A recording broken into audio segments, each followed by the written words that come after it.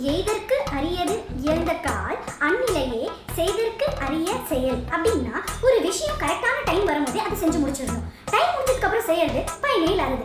இங்கேயும் அப்படிதான் நடந்திருக்கு. ஏன்னு நீங்களே பாருங்களேன்.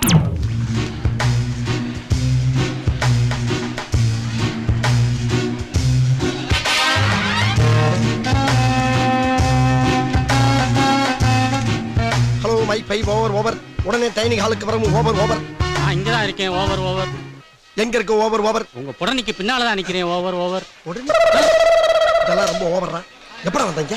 நீங்க டிஸ்போஸ் பண்ண உடனே நேரா இங்க தான் வந்தேன். அம்மா கடிக்கடா வாடா இங்க. ரசத்துல கரப்பாம்பூச்சி கலந்தாச்சா? எல்லாருக்கும் கலந்து ஊத்தி ஓடிக்கிட்டு இருக்குல. அங்க பாருங்க என்ன வெட்டுறான்னு.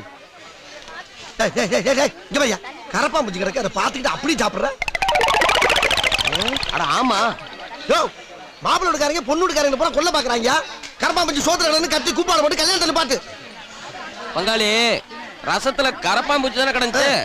சாம்பார்ல என்ன கிடந்து தெரியுமா? என்ன கிடந்துச்சு? பெருச்சாளி. பங்காளி இதையே தூக்கி போட்டு தூர் வாரிட்டு இருக்கேன். சரி மோரை ஊத்து. அதுல பூனை கிடக்குதான்னு பாப்பா. ஊத்து. மோர்லடா ஆசிட்ட ஊத்தி தான் கொண்டு.